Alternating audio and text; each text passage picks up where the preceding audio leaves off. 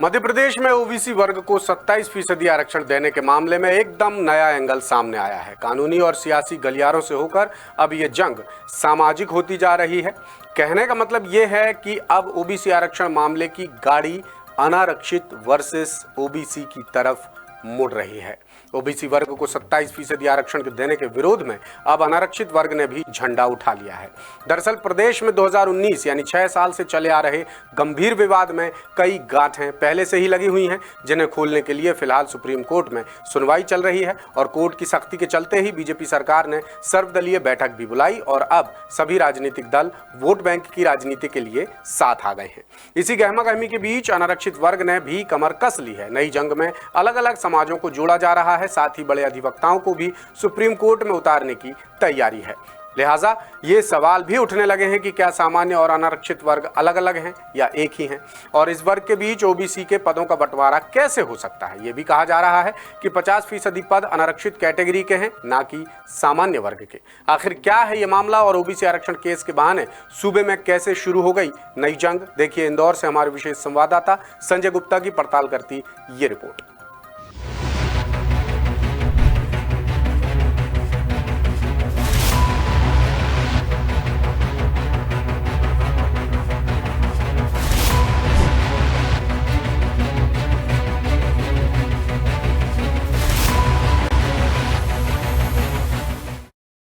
OBC आरक्षण, ये मामला शुरू से ही सियासी था, जो बाद में कानूनी हुआ और अब सामाजिक भी हो गया है, जिसका सीधा असर ओबीसी समेत अलग अलग वर्गों के लाखों नौजवानों पर पड़ रहा है। इसी बीच अनरिजर्व्ड यानी अनारक्षित वर्ग ने नई जंग छेड़ दी है, जिससे मामले की धुरी अनारक्षित वर्सेस ओबीसी वर्ग की तरफ घूम रही है।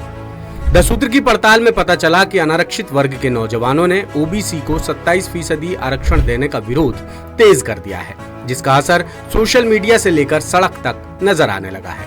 नौजवान सोशल मीडिया पर ट्रेंड चला रहे हैं और वो सामान्य, पिछड़ा एवं अल्पसंख्यक वर्ग अधिकारी कर्मचारी संस्था यानी सपाक्स के पदाधिकारियों से भी साथ देने की अपील कर चुके हैं। लेकिन फिलहाल सपाक्स हाई कोर्ट में सरकार के खिलाफ प्रमोशन में आरक्षण का केस लड़ रहा है, इसलिए बात नहीं बन सकी।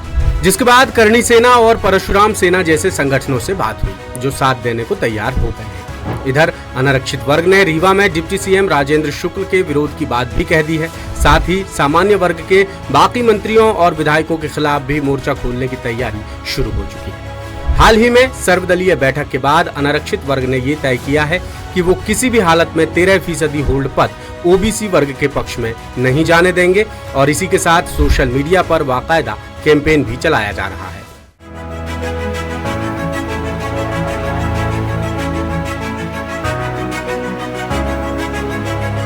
वहीं अनारक्षित वर्ग ने मुख्यमंत्री डॉक्टर मोहन यादव को चिट्ठी लिखकर आक्रोश भी जताया कि सरकार सारे 100% पद ओबीसी, एसटी और एससी वर्ग को देकर अनारक्षित वर्ग को सरकारी भर्तियों से पूरी तरह प्रतिबंधित कर दे। उन्होंने साफ किया कि अक्सर सामान्य और अनारक्षित वर्ग को एक ही मानकर फैसले लिए जाते हैं, जबकि अनारक्षित वर्ग अलग है और सामान्य वर्ग अलग। और आरक्षित पदों को छोड़कर बाकी 50% पद अनारक्षित कैटेगरी के हैं, ना कि सामान्य वर्ग के। फिर भी बाकी 50% पदों में से मेरिट के आधार पर कई पद आरक्षित कैटेगरी के लोग ले जाते हैं। इस स्थिति में 50% में से बमुश्किल आधे पद ही अनारक्षित वर्ग के लिए बच पाते हैं। मिसाल के तौर पर एमपीपीएससी की राज्य सेवा परीक्षा 2025 की प्री के रिजल्ट में 1140 उम्मीदवार अनारक्षित कैटेगरी में चयनित हुए थे। आयोग की ओर से हाई कोर्ट में पेश दस्तावेजों के मुताबिक इनमें 42 एससी, 5 एसटी, 381 ओबीसी और 262 ईडब्ल्यूएस उम्मीदवारों का चयन हुआ था। यानी कुल 1140 में से आरक्षित कैटेगरी के 690 उम्मीदवारों को मेरिट की वजह से अनारक्षित कैटेगरी का फायदा मिल गया। ऐसे में कुल 60% पद आरक्षित कैटेगरी को मिल गए और अनारक्षित वर्ग के हिस्से आए सिर्फ 40% पद। इसी तरह राज्य सेवा परीक्षा 2020 में डिप्टी कलेक्टर के लिए अनारक्षित वर्ग के कुल 8 पद थे, जिनमें से 3 महिला और 5 पुरुष के लिए थे। इनमें भी एक ओबीसी और एक ईडब्ल्यूएस यानी कुल 2 पद मेरिट के आधार पर आरक्षित कैटेगरी के उम्मीदवारों को मिल गए और अनारक्षित वर्ग के हाथ आए सिर्फ 8 में से 6 पद। वहीं राज्य सेवा परीक्षा 2022 के फाइनल रिजल्ट में अनारक्षित कैटेगरी में भी डिप्टी कलेक्टर के 8 ही पद थे, जिनमें से 5 पद आरक्षित कैटेगरी के उम्मीदवारों को मिल गए और आरक्षित वर्ग को 8 में से मिले सिर्फ 3 पद। इसी तरह राज्य सेवा परीक्षा 2022 में भी अनारक्षित कैटेगरी में डिप्टी कलेक्टर के 8 पद थे, जिनमें से 4 पद आरक्षित कैटेगरी को मिल गए और अनारक्षित वर्ग को 8 में से सिर्फ 4 पद ही मिल पाए। बात यहीं खत्म नहीं होती। ईएसबी की पुलिस कांस्टेबल भर्ती 2023 में टॉप 10 में अनारक्षित वर्ग का सिर्फ 1 उम्मीदवार शामिल था, बाकी 8 टॉपर ओबीसी और 1 ईडब्ल्यूएस से था। वहीं असिस्टेंट प्रोफेसर भर्ती 2022 में भी भूगोल में अनारक्षित कैटेगरी के लिए 14 पद थे, जिनमें से 8 पद आरक्षित वर्ग के हिस्से में चले गए, जबकि अनारक्षित वर्ग को मिले सिर्फ 6 पद। अनारक्षित वर्ग का कहना है कि ये चंद उदाहरण हैं। मध्य प्रदेश में कमोबेश ऐसे मामलों की भरमार है। बहरहाल अब आपको कांग्रेस की कमलनाथ सरकार के कार्यकाल में बने एक और अहम नियम के बारे में बताते हैं, जिसके बारे में आप शायद ही जानते होंगे। साल 2019 में कमलनाथ सरकार ने ओबीसी वर्ग के लिए 27% आरक्षण का नियम बनाने के साथ परीक्षा नियम 2015 में भी एक बड़ा बदलाव किया था, जिसके तहत आरक्षण बढ़ाने के साथ ही मेरिट के आधार पर हर कैटेगरी का मूवमेंट बंद हो गया था। यानी एसटी, एससी, ओबीसी या ईडब्ल्यूएस वर्ग का उम्मीदवार अपनी ही कैटेगरी में रहेगा और उसे अनारक्षित वर्ग में शिफ्ट नहीं किया जाएगा। लेकिन कमलनाथ सरकार का ये नियम मेरिट होल्डर्स को रोकने के सुप्रीम कोर्ट के अलग अलग आदेशों के खिलाफ था, जिसे बाद में हाई कोर्ट ने खारिज कर दिया था।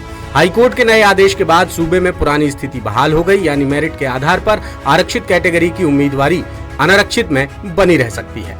इधर साल 2000 में जारी कांग्रेस की दिग्विजय सरकार के सर्कुलर हो या केंद्रीय कार्मिक विभाग यानी डीओपीटी के नियम, ये सभी परीक्षा नियम 2015 से ही जुड़े हैं, जिसमें एक पॉइंट ये भी है कि यदि किसी उम्मीदवार ने आरक्षित वर्ग की छूट का फायदा लिया है तो वो फाइनल रिजल्ट में भी उसी कैटेगरी में रहेगा, भले ही वो मेरिट के आधार पर ऊपर आ सकता हो। इसकी जीती जागती बानगी है आईएएस टॉपर टीना डाबी का केस। टीना ने प्री के कट ऑफ में आरक्षित वर्ग के कट ऑफ की छूट ली थी, जिस वजह से वो प्री में क्वालिफाई कर सकी और फाइनल रिजल्ट में देश में टॉप करने के बावजूद वो आरक्षित कैटेगरी में ही बनी रही। हालांकि इसी नियम को लेकर मध्य प्रदेश हाईकोर्ट में याचिकाएं लगी हैं, जिनमें राज्य सेवा परीक्षा 2025 के विज्ञापन में परीक्षा नियम 2015 को चुनौती दी गई है। याचिकाकर्ताओं के मुताबिक ये आरक्षण के मूल सिद्धांतों के खिलाफ है। टॉपर ने भले ही बाकी छूट ली हो, लेकिन आरक्षित उम्मीदवार को अंकों के आधार पर मेरिट में अनारक्षित में जाने से नहीं रोका जा सकता। फिलहाल हाईकोर्ट में मामले की सुनवाई के लिए 4 सितंबर की तारीख लगी है। यानी मामले में अभी भी कई सारे पेंच फंसे हुए हैं, उस पर अनारक्षित वर्ग भी नया पेंच फंसा रहा है। इधर ओबीसी वर्ग बार बार आबादी के आधार पर अपना हक मांग रहा है। उनका कहना है कि मध्य प्रदेश में ओबीसी वर्ग की आबादी 51% है, जबकि सरकारी नौकरियों में उनकी भागीदारी सिर्फ 13.66% है। ओबीसी वर्ग को सामाजिक और आर्थिक पिछड़ेपन की वजह से आगे आने का मौका मिलना चाहिए, लिहाजा 27% आरक्षण और 13% होल्ड पदों पर उनका ही अधिकार है। ओबीसी वर्ग ये भी कह रहा है कि इंदिरा साहनी केस की अधिकतम 50% आरक्षण की सीमा पहले ही ईडब्ल्यूएस को 10% आरक्षण देकर तोड़ी जा चुकी है। छत्तीसगढ़ में भी सुप्रीम कोर्ट 50% से ज्यादा आरक्षण के साथ भर्ती की अंतरिम मंजूरी दे चुका है। ऐसे में मध्य प्रदेश में भी 27% आरक्षण लागू करने में कोई बाधा नहीं है। लेटेस्ट, इन्वेस्टिगेटिव और इन डेप्थ खबरें देखने के लिए ज्वाइन कीजिए द सूत्र का व्हाट्सएप चैनल, सब्सक्राइब कीजिए यूट्यूब चैनल, लाइक कीजिए फेसबुक पेज और पढ़ते रहिए वेबसाइट www.dasutr.com।